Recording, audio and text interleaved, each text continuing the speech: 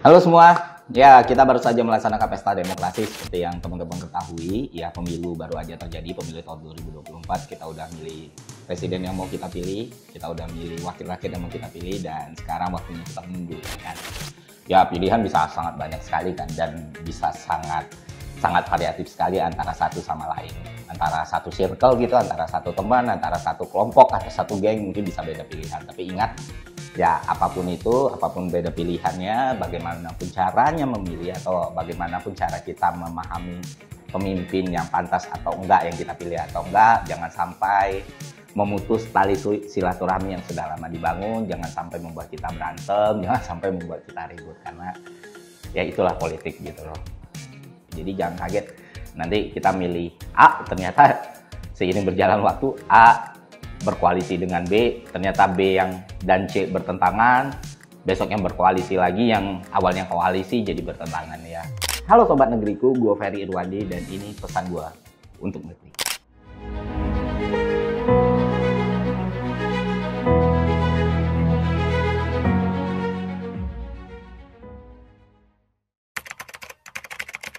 Di antara dinamika politik yang kompleks dan ruwet ini ya gue harus bilang itu, karena politik nggak pernah simpel, nggak pernah sederhana, karena politik itu soal kepentingan, soal keterwakilan, soal visi, soal apa yang mau kita tuju, apa yang mau kita ubah, dan apa yang mau kita lakukan gitu.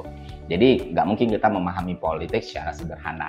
Nah, seringkali orang bertanya, politik yang rumit dan kompleks ini ada ruang nggak buat anak muda? Nah, beberapa orang menganggap anak muda itu terlalu muda untuk berpolitik atau memahami politik. Anak muda seharusnya porsinya tidak besar dalam politik, dan ada juga orang menganggap anak muda dalam politik itu cuma sebatas number gitu loh, cuma sebatas pemilih. Dan anak muda untuk menjadi keterwakilan, atau anak muda untuk mewakili, atau anak muda untuk jadi pemimpin itu masih terlalu cepat atau terlalu dini. Nah sebenarnya enggak juga. Kenapa demikian? Karena dalam sejarah Republik Indonesia, peran anak-anak muda dalam dunia politik kita itu sangat-sangat vital, teman-teman. Ya, Sultan Syahrir waktu dia menjabat Perdana Menteri umurnya belum sampai 40 tahun. Pak Ali Wardana misalnya menjabat Menteri Keuangan juga umurnya sekitar 34 sampai 35 tahun, dan ternyata dalam 15 tahun dia bisa membawa Indonesia ke perekonomian yang jauh lebih baik setelah dihantam hyperinflasi pada tahun 1960. Dan banyak lagi peran-peran anak muda yang sangat-sangat vital membangun fundamental dan struktur politik dan kebangsaan kita saat ini. Jadi buat yang menganggap anak muda itu perannya minim di dunia politik atau nggak bisa berkontribusi besar dalam dunia politik, sejarah sudah mematahkan itu. Karena negara kita, bangsa kita itu dibangun oleh para anak muda. Nah, kalau sekarang kan yang kita kategorikan sebagai anak muda itu bisa dibilang milenial dan Gen Z, terutama Gen Z ya. Gen Z karena kan range usianya di bawah 30 tahun. Ada yang masih sekolah, ada yang masih kuliah, dan bahkan ada yang masih kuliah, ada yang masih sekolah, dan ada juga yang udah kerja gitu ya. Jadi idealismenya tuh masih ada, tingkat komprominya itu belum gede, karena kan ya berpikir tentang dirinya nih dan kehidupan dan apa-apa aja mimpi yang dia capai gitu loh. Dan ya peran Gen Z ini juga sangat besar dalam kontestasi pemilu tahun ini. Kenapa demikian? Karena kalau kita lihat data dan statistik, Gen Z itu ternyata salah satu ceruk paling besar dalam meraih suara di kontestasi pemilu 2024. Itulah kenapa para peserta pemilu ini, para kontestan pemilu ini benar-benar berusaha untuk memahami Gen Z supaya mereka dapat vote-nya Gen Z. Dan itu jadi alasan kenapa sekarang banyak sekali konten-konten politikus yang masuk ke TikTok dan berusaha mengambil ceruk suara Gen Z. Gitu, ya. Dan mereka nggak main-main untuk melakukan ini. Mereka spend a lot of money for doing this thing, gitu loh, this campaign gitu. Gue bayangin dalam satu hari mungkin ada ribuan konten TikTok yang diproduksi, yang muatannya politis, yang ditujukan untuk menarik hati dan perhatian Gen Z. Nah, sekarang kita udah tahu nih seberapa besar peran Gen Z dalam kontestasi politik. Semuanya dikembalikan lagi pada diri Gen Z ini sendiri. Apakah kita emang cuma mau selamanya jadi voter tanpa ada kontribusi yang lebih besar, atau kita mau berkontribusi lebih besar lagi dalam politik? Itu adalah pilihan Gen Z itu sendiri. Kontribusi lebih besar bukan berarti lu jadi seorang politikus or something like that ya, tapi awareness lu soal politik juga meningkat. Semakin meningkat pengetahuan kita tentang politik, semakin meningkat pemahaman kita tentang politik, maka peluang kita untuk berkontribusi jadi jauh lebih besar. Kenapa demikian? Nah gini, pertama kita harus pahami iklim dan situasi politik di Indonesia itu udah memasuki demokrasi 2.0. Tadi sempat gue sentuh, kalau dulu kan banyak memobilisasi massa ya kan, ada di lapangan, bikin konser, bikin dangdutan. Gue masih ingat pemilu tahun 99 atau pemilu, wah udah tua banget gue ya, pemilu tahun 99, pemilu tahun 2004, yang mana lapangan-lapangan itu setiap hari pasti terisi sama konser-konser atau acara partai. Dan ya, konvoi politik itu bukan barang yang langka untuk ditemukan di era-era seperti itu. Tapi di 2024 ini ada shifting yang terjadi gitu loh. Oke, masih ada mobilisasi massa itu masih ada, tapi frekuensinya tidak sebanyak sekarang. Kenapa demikian? Karena society itu shifting. Masyarakat itu berubah. Penyebaran informasi itu tidak cuma muncul dari acara-acara offline, tapi sekarang dunia digital, dunia online itu kontribusinya jauh lebih besar lagi daripada sebelumnya. Itulah kenapa, bahkan bisa kita bilang untuk konvensional pun iklan partai atau iklan politikus di televisi itu jauh lebih berkurang dibanding zaman-zaman tahun 2004, 2009 atau bahkan 2014. Tetap ada, cuman frekuensinya berkurang. Karena kenapa? Karena sekarang udah eranya digital, eranya internet, eranya media sosial.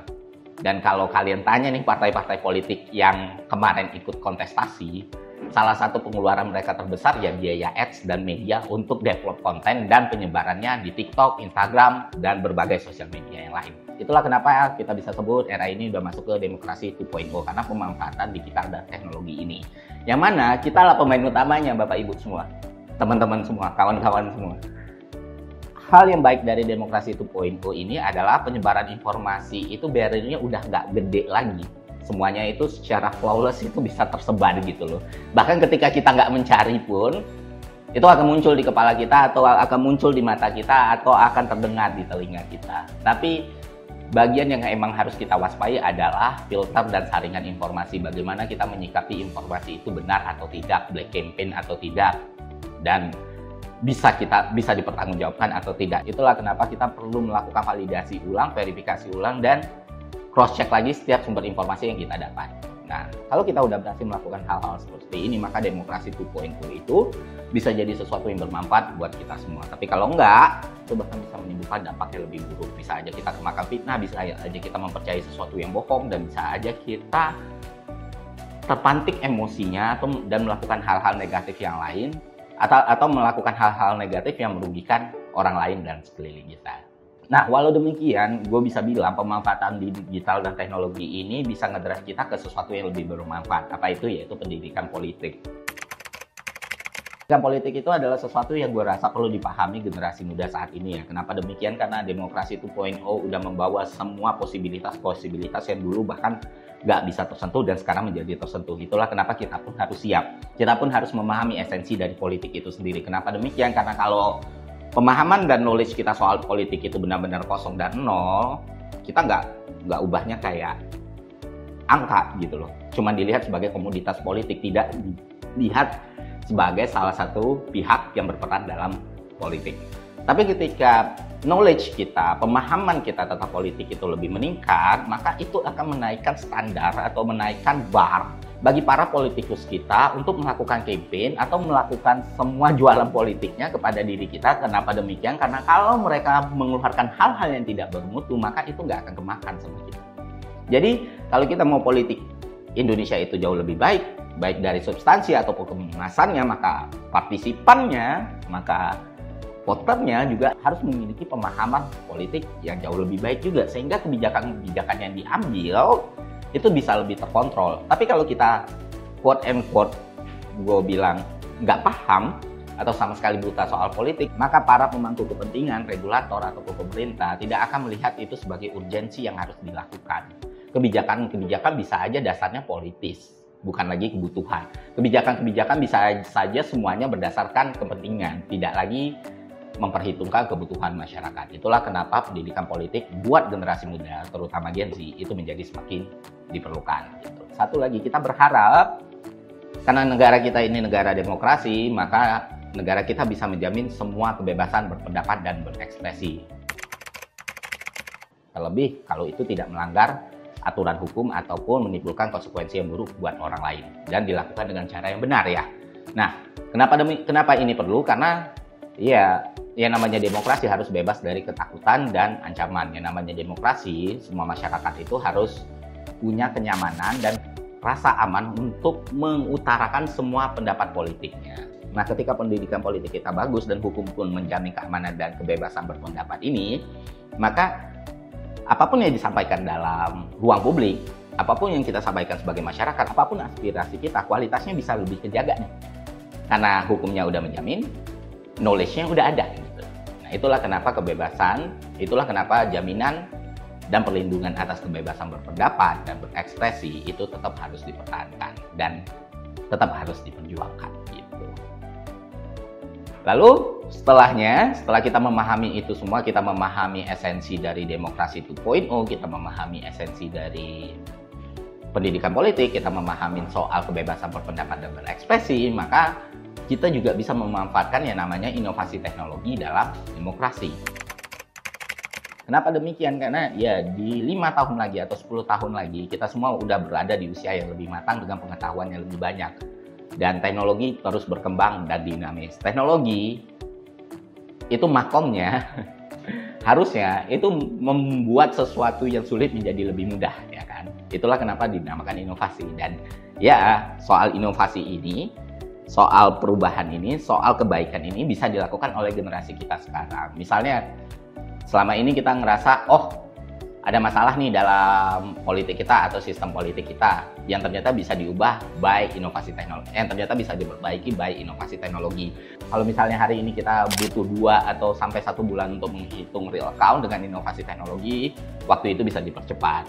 Misalnya dengan inovasi dan teknologi juga kita bisa mengurangi penggunaan kertas dalam surat suara pemilu. Entah bagaimanapun mekanismenya ya, karena salah satu esensi dasar demokrasi itu adalah kebebasan.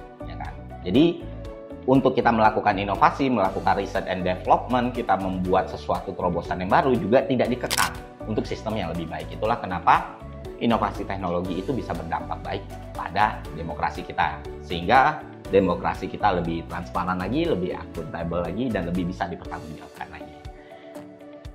Jadi intinya gue mau bilang ke teman-teman semua, dengan dinamika politik yang ada, dengan awareness politik yang sudah dibangun, dengan pemahaman politik yang kita pahami saat ini, gue berharap teman-teman semua jangan pernah berhenti belajar, jangan pernah berhenti untuk mencari tahu lagi, dan jangan pernah berhenti belajar dan jangan pernah berhenti untuk mencari tahu lagi. Dan satu lagi, selalu tegakkan prinsip-prinsip demokrasi dalam kehidupan sehari-hari kita, karena itu salah satu kemewahan yang kita punya sekarang dan jangan sampai itu hilang, ya kan. Jadi teruslah membuat diskursus dan diskusi, berbincanglah terus, bersuaralah terus. Semoga dengan harapan politik kita di masa depan lebih baik lagi dari politik kita hari ini, dan begitu seterusnya. Sekian dari gue, semoga bermanfaat.